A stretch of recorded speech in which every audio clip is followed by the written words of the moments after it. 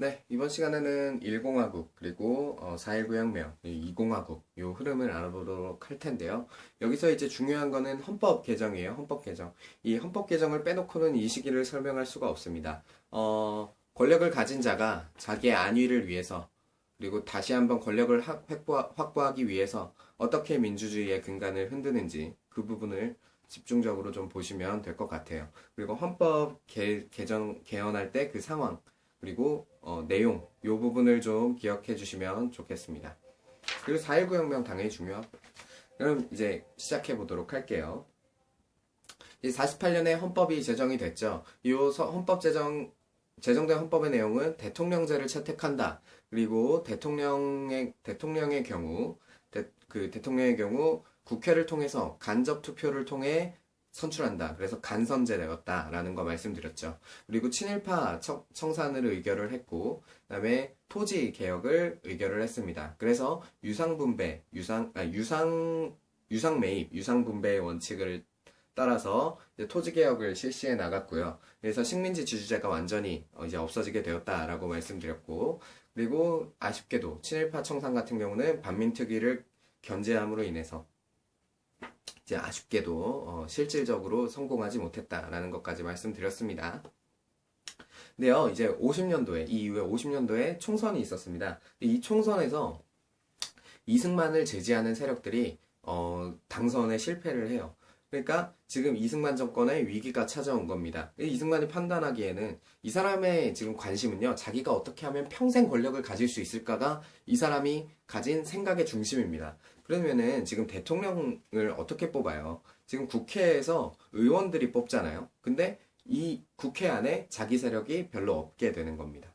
그러면은 다음번에 내가 대통령을 할 수가 없겠구나라는 생각을 하게 되겠죠.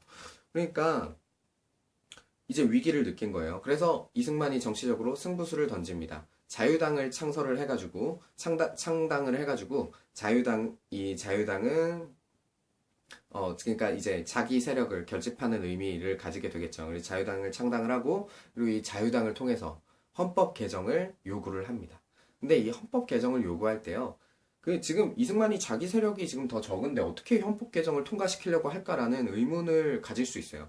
그거에 대해서 지금 말씀을 드릴 겁니다. 지금 우리나라는 전쟁 상황이에요. 전쟁 상황이고 부산이 임시 수도입니다. 임시 수도. 그래서요, 이제 이 개헌안을 통과시키기 위해, 개헌안을 의결하기 위해서 국회가 부산에 있는 임시국회에 모여가지고 뭐 이렇게 투표를 하게 되겠죠. 근데 이제 국회의원들이 출퇴근하는 버스가 있어요. 근데 이 버스를 점거를 합니다. 그래서 이 버스를 막 거중기라고 하나요? 이 무거운 거 끌고 다니는 거 있잖아요. 기중기 뭐 이런 걸 가지고 레카차라고 해야 되나? 하여간 뭐 그런 걸 가지고 이제 요거를 확보를 해가지고 막 감금하고 뭐 그리고 한 47명 정도를 이제 감금하고 그리고 협박을 합니다. 너희 이거에 대해서 찬성하지 않으면 완전히 뭐 국물도 없을 줄 알아. 뭐 이렇게 협박도 하고 뭐 한 47명 정도는 또 감금하고 뭐 그렇게 합니다.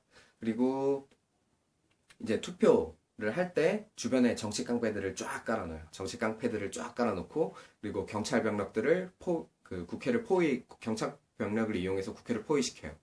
그리고 이때 지금 요거에 대한 투표는 공개 투표입니다. 비밀 투표가 아니에요. 뭐 이런 식으로 하는 거예요. 자, 찬성하시는 분 거수, 뭐 찬성하시는 분 기립, 뭐 이런 식으로 하니까 누가 어디에 표를 던졌는지 다 알아요. 근데 거기에 경찰 깔려 있고 정치 깡패 깔려 있다. 그러면 표를 자기 맘대로 던질 수가 없었겠죠. 그래서요, 이때 유효표 166표 중에 163표가 찬성, 그리고 3표는 기권. 이런 방향으로 이제 요 시기를 이제 발췌 개헌이라고 하는데요. 요 이제 개헌한 거를 그렇게 이제 자기 뜻대로 통과를 시킵니다. 그래서 요 시기의 요 개헌의 골자는요, 대통령 직선제로 바꾸자라는 거예요. 아무리 뭐 의회를 점거하고 뭐 그렇게 해도 대통령 선거 때 자기 세력이 많지 않으니까 의회에 그러면 자기가 당선되는 게 어렵잖아요. 그래서 요때 이제 대통령 직선제로 바꾸게 됩니다. 대통령 직선제로 바꾸고요. 그리고 이승만이 다시 한번 대통령에 당선이 되게 됩니다. 참 좀 말하면서도 좀 창피할 때가 많아요. 그래서 이제 54년에 또 다시 한번 총선이 있었고요. 이 이후에는 이 총선은 좀 중요하게 보시지 말고 이제 대선을 중심으로 좀 보면 좋을 것 같습니다. 그리고 이 이후에 다시 한번 또 개헌을 요구를 하게 되는데요, 이승만이. 이승만의 관심은 종신정권이라고 했잖아요. 종신집권이라고 했잖아요. 자기가 평생 권력을 가지는 걸 원했던 사람이에요. 이 이승만이 그래서 이 중임안이라고 했죠. 중임 제한이 있었어요. 그러니까 중임을 할 수는 있는데 2번 이상 할 수 없다라는 조항이 있었거든요. 그래서 요거를 이제 바꾸고 싶어 했어요. 왜냐면 자기가 대통령 또 하고 싶으니까. 그래서 요거를 어떤 방식으로 바꾸느냐. 초대 대통령만 여러 번 계속 할 수 있게 해주자. 말도 안 되는 소리죠. 말도 안 되는 소리. 근데 요 방향으로 개헌안을 던져요.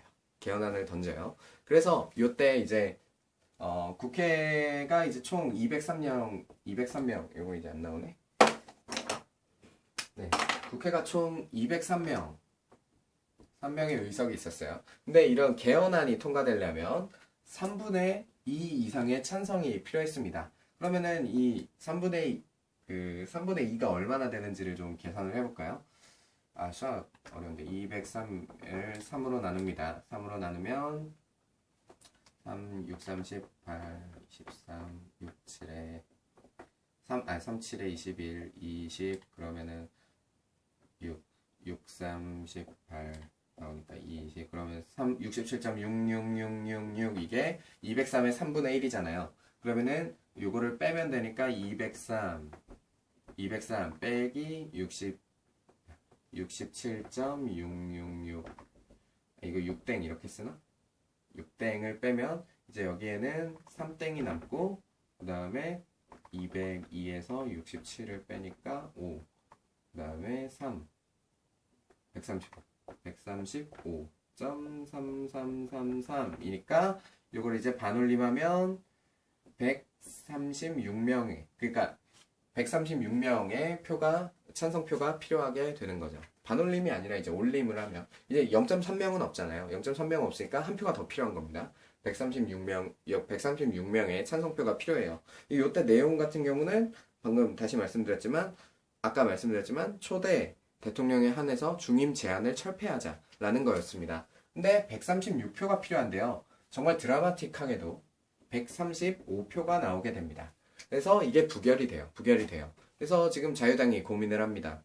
이거를 어떻게 해야 되나 하는 걸 고민을 해가지고요. 고민을 하고 그리고 이제 수학 교수를 한 명 데려와요. 수학 교수를 한 명 데려와서 자 보십시오. 저처럼 이렇게 계산을 한 거예요. 저처럼 이렇게 계산해서 자 보십시오. 이 203명의 3분의 2는 135.33333명입니다. 그러면은 인간은 0.3명이 있을 수 없기 때문에 요걸 빼고 135명이 과반수가 맞습니다. 아니 과반수가 아니에요. 135명이 3분의 2가 맞습니다. 라고 주장을 하게 되는 겁니다. 좀 웃기죠? 그러니까 웃기긴 한데 뭐 저는 수학을 잘 못하니까요. 어쨌든 이걸 이제 4.4.5입이다 라고 이야기를 하고요. 그래서 이 시기의 개헌을 2차 개헌을 4.4.5입 개헌이다 라고 이야기를 합니다. 그래서 이 4.4.5입을 통해서 부결되었던 이 안건이 통과가 되고 이승만이 이제 3차 대선에 나올 수 있게 되었습니다. 그래서 이 3차 대선에서 이승만이 다시 한번 후보로 등장을 하게 되는데요. 이제 자유당이 있고요. 그리고 이 자유당의 경쟁자인 민주당 그리고 무소속 이제 무소속 같은 경우는 조봉암 그리고 자유당은 이승만 대통령 후보 그리고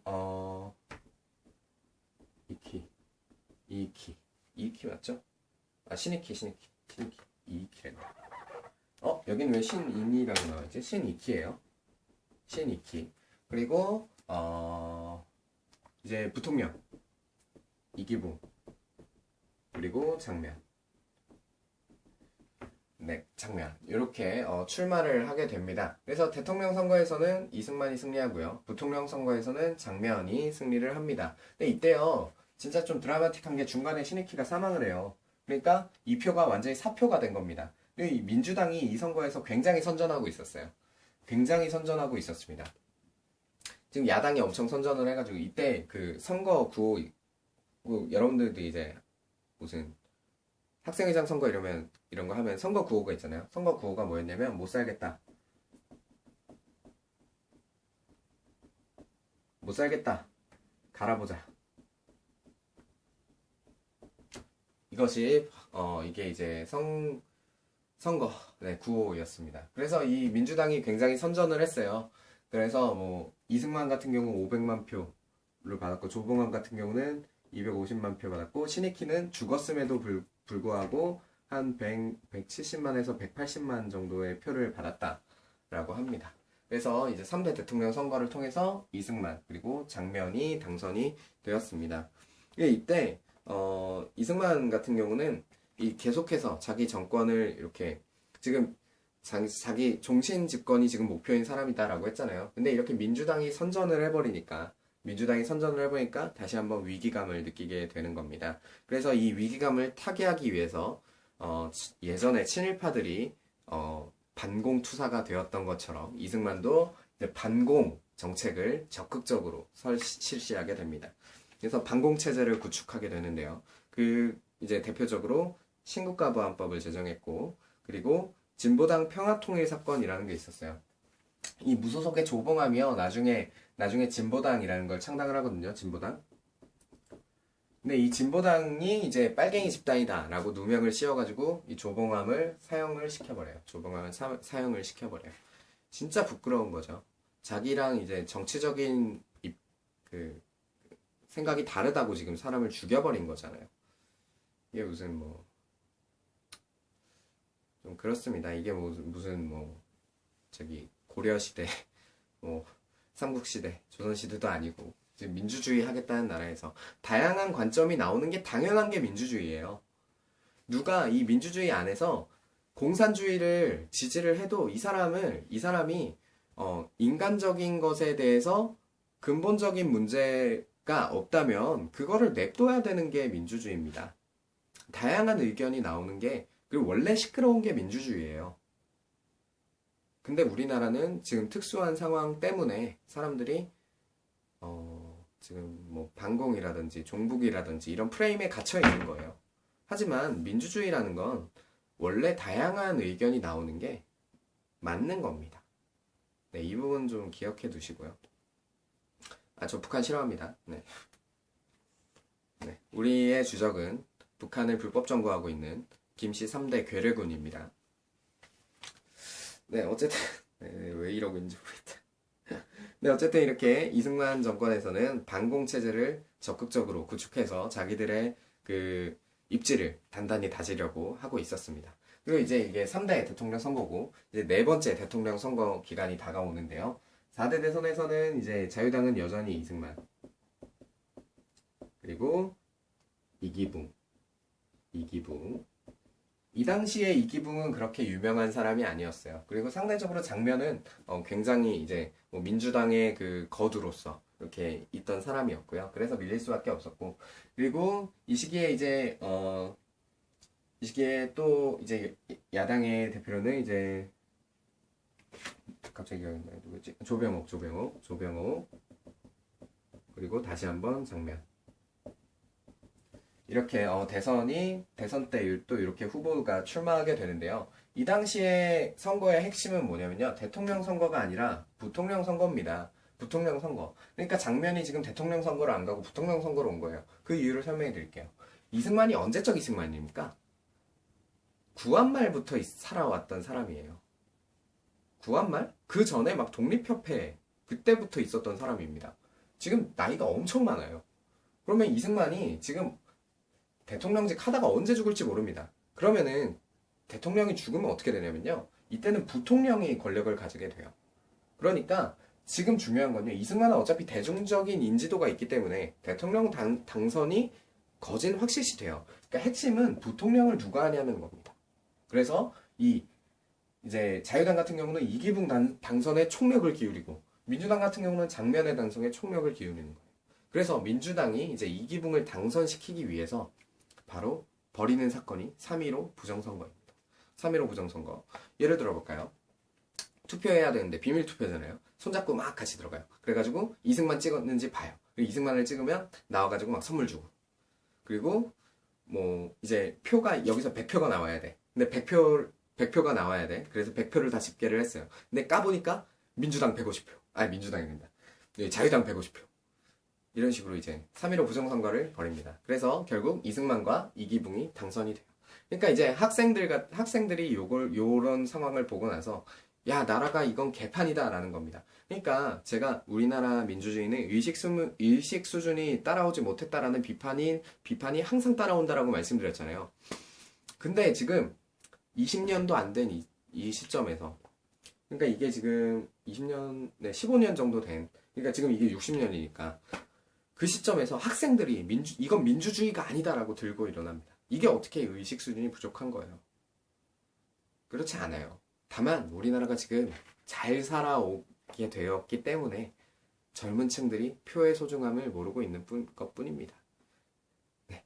뭐 여하튼 간에 지금 학생들을 중심으로 이런 시위가 벌어져요. 그래서 부산, 마산을 중심으로 이제 처음 시위가 진행이 되었어요. 근데 이승만 정부에서 이거를 굉장히 강압적으로 탄압을 합니다. 경찰권 투입하고요. 군인들 투입하고 이런 식 계엄령 선포하고요. 이런 식으로 막 이제 진압을 합니다. 뭐 계엄령은 좀 나중에 나오는 거지만 어쨌든 이제 마산 그리고 부산을 중심으로 시위가 시작이 되었고요. 그리고 이제 마산에서 김주열이라는 분이 시신으로 발견이 되었죠. 얼굴에 이제 최루탄을 맞은 상태로. 그래서 이것이 이제 전국적인 시위로 벌어지게 되는 겁니다. 분노한 거죠. 민주주의를 위해서 싸웠는데 죽음으로 발견이 된 거잖아요. 사람들이 분노했습니다. 그리고 이제 뭐 고대 학생 한 명이 또 통학하다가 피살당하기도 하고. 그래서 이제 이 4.19가 전국적인 시위가 되었습니다. 이 4.19를 진압하기 위해서 계엄령을 선포하고 그리고 경찰이 총을 쏘기도 하고 그랬지만 결국 우리가 이겨내고 이승만 정권을 몰아내게 되었습니다. 그래서 이승만이 하야했어요. 이거를 포장하는 사람들이 있어요. 이승만이 하야하면서 그랬다고 합니다. 국민들이 물러나라고 하면 물러나야지. 그럼 그 전에 물러나셨어야죠. 이승만 같은 경우는 그래서 평가가 많이 갈리는 인물입니다. 독립운동가로서 뭐 껴주긴 하지만 그 가운데서도 뭐 예를 들면 임시정부에서 이제 국민대표회의가 열리게 만들었던 그 사건이라든지 아니면은 뭐 미국으로 자꾸 도피하려고 한다든지 뭐 이제 자금을 또 횡령했다라는 얘기도 있고요. 여하튼 간에 뭐 이런 평가가 갈리게 되는 인물입니다. 네, 그래서 이제 이승만이 하야를 하게 되고 그리고 허정의 과도 내각이 세워지게 됩니다. 그래서 이때 다시 한번 개헌을 해요. 근데 이때는 약간 정치적인 그런 뭐 이런 집권을 위해서 개헌을 한 건 아니고요.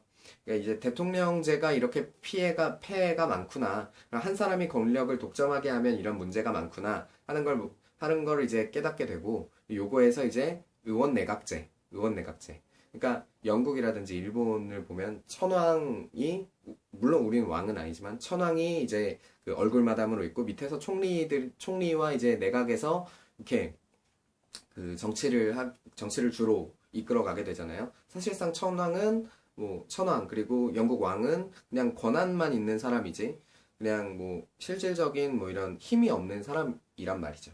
그러니까 그리고 의원 내각제 그리고 양원제 요소를 양원제 쪽으로 이제 방향을 틀게 되었다라는 겁니다. 물론 이게 1차 발췌 개헌에도 의원 내각제 그리고 양원제적인 요소가 어느 정도 포함이 돼요. 근데 이번에 이 3차 개헌은 완전 이제 전면적으로 등장하게 된 겁니다. 그래서요, 요 이후에 이제 선거를 또 통해서 윤보선이 대통령에 당선이 되었는데 윤보선은 실질적으로 권력이 없어요. 왜냐면 지금 의원 내각제이기 때문에 대통령이 얼굴 마담인 겁니다.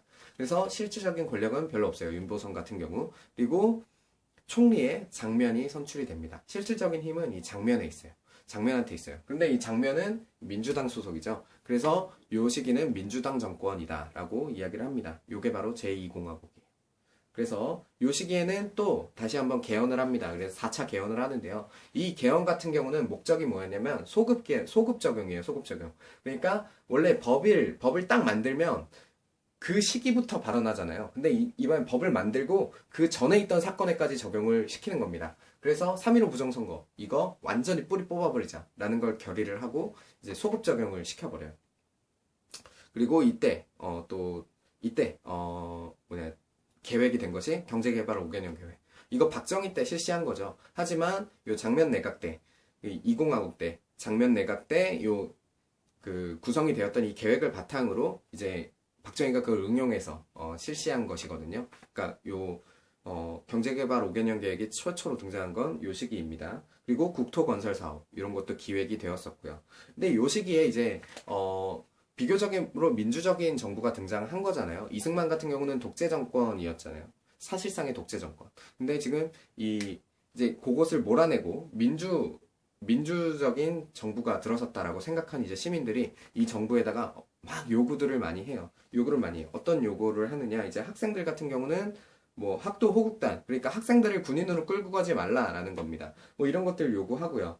그리고 뭐 시민들은 거창 양민학살의 진상 요구를 하고 뭐 이런 식으로 요구가 되게 많아요. 그리고 여기서 중요한 게 뭐냐면 이제 혁신 계열이 등장을 해요. 혁신 개혁. 혁신 개혁들 같은 경우는 이 이승만의 통일 정책은 북진 통일 정책이었어요. 북한을 점령해 버려서 우리가 군사적으로 쳐서 점령해 버리자라는 정책이었거든요. 근데 민주당 정권은 지금 자유당과 이렇게 거리를 두는 정권이잖아요. 반대되는 입장으로 이제 평화 통일을 주장을 합니다. 중립화 통일을 주장을 해요. 그래서 남 사람들이여 북한으로 가라. 북한 사람들이여 남쪽으로 와라. 그러니까 우리가 여기에 뭐 왜 오도 가도 못해야 하느냐. 뭐 이런 식으로 이제 평화적인 통일, 중립화 통일론을 주장을 합니다. 근데요, 이것에 대한 입장 차이로 인해서 뭐 이제 한 세력은 뭐 이게 어떻게 지금 어떻게 지금 저 빨갱이들이랑 함께 하자고 주장을 하느냐, 뭐 이렇게 할 수 있고요. 한쪽은 이게 당연히 민주주의 아니냐, 이렇게 얘기할 수도 있고요. 그래서 요런 민중의 요구라든지, 그리고 사회적인 이런 분위기를 이용해서 권력을 잡으려고 하는 세력이 또 등장합니다. 그것이 바로 박정희, 또 5.16 군사정변이 되는 것이죠. 네, 뭐 이 정도로 하고요. 다음 시간에 이제 5.16 군사정변, 그리고 유신 정권에 대해서 알아보도록 하겠습니다.